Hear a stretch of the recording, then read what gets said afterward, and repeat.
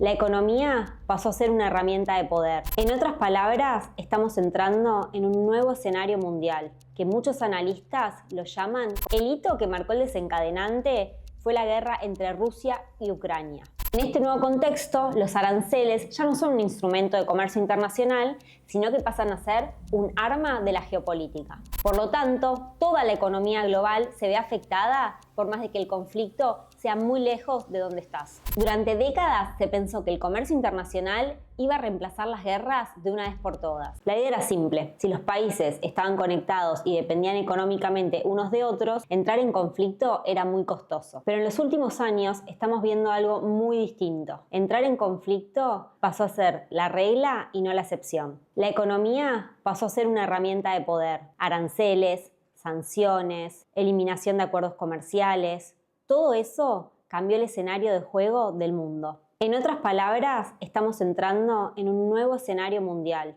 que muchos analistas lo llaman como la guerra del comercio internacional. Durante los años 90 y principios de los 2000, había una idea muy predominante en el mundo del comercio internacional y la economía, que era la interdependencia económica. El concepto fue desarrollado por los economistas Robert Mahoney y Joseph Nye. La lógica era clara: cuanto más conectados estén los países en cuanto al comercio y la economía, menos probable era que entren en guerra, porque el costo económico era muy alto.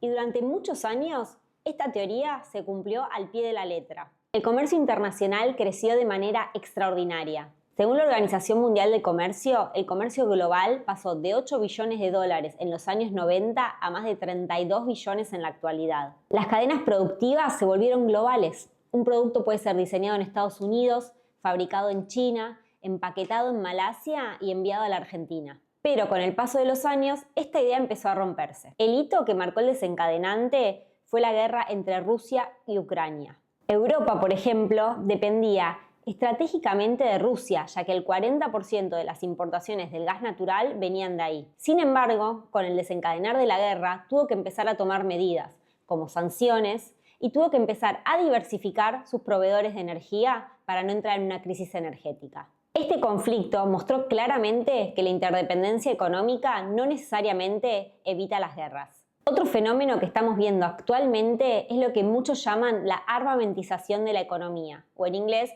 weaponization of the economy.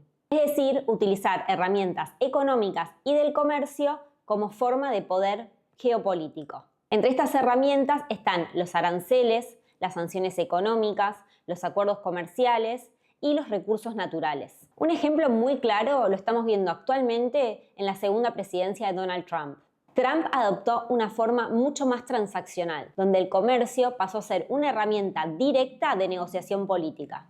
Trump amenazó a México y Canadá con poner aranceles extraordinarios pese a que los tres forman parte del bloque NAFTA si estos dos países no ponían un freno a la inmigración discriminada y al traspaso fronterizo. En el caso de China, Trump impuso aranceles a productos chinos por más de 360.000 millones de dólares, que hace que ingresar productos chinos a Estados Unidos sea muy pero muy caro. Pero también hubo tensiones con Europa, con el caso de Groenlandia. La herramienta de negociación que aplicó Estados Unidos fue la suba de aranceles extraordinaria si no se sentaban a hablar de la idea de que Groenlandia pasa a ser controlada por Estados Unidos. Incluso cuestiones estratégicas como el Canal de Panamá, otras infraestructuras que son necesarias para el transporte de recursos estratégicos empezaron a estar en foco del presidente de Estados Unidos porque debe controlar qué pasa con esos recursos que el país necesita sí o sí. En este nuevo contexto, los aranceles ya no son un instrumento de comercio internacional,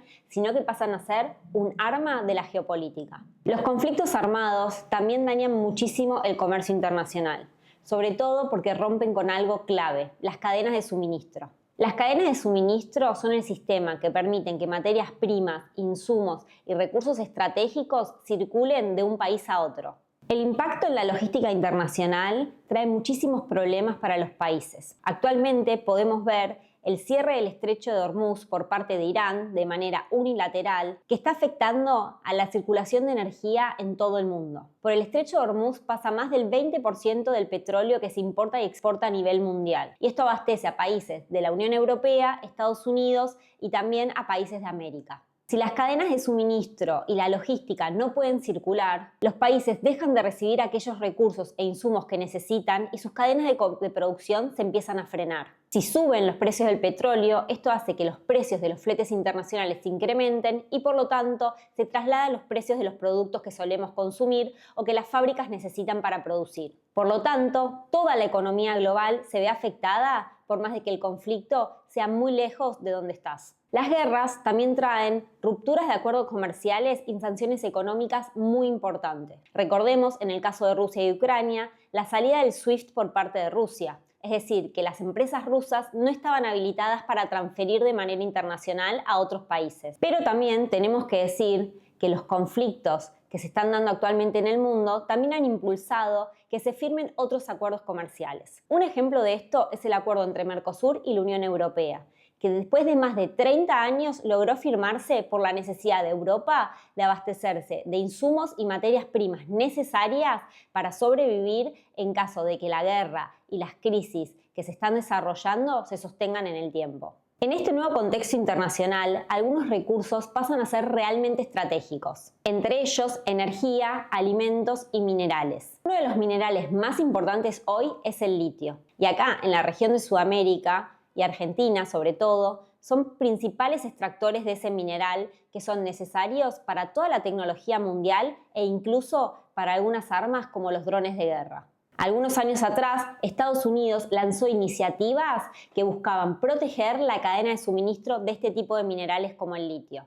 Argentina forma parte integral de esta estrategia y acorda con otros países del mundo para que estas cadenas no se rompan y estos materiales puedan llegar a tiempo donde se necesitan. La formación de Vaca Muerta es una de las reservas de hidrocarburos no convencionales más importantes que se descubrieron últimamente. La producción de petróleo allí alcanzó un nuevo récord histórico de más de 300 barriles diarios y tiene proyecciones de seguir creciendo y aumentar las exportaciones en los próximos años. Esto posiciona a Argentina como un actor relevante en el mercado global de energía. El segundo activo que tiene Argentina, por supuesto, son los alimentos. Argentina es uno de los principales productores agrícolas del mundo y en un contexto de guerra, abastecerse de alimentos pasa a ser prioridad para muchos países. Y el tercer activo, como ya dijimos, es el litio, que es un mineral estratégico que tiene muchísimos usos relevantes. Argentina, junto a Chile y Bolivia, forman el triángulo de la extracción de litio.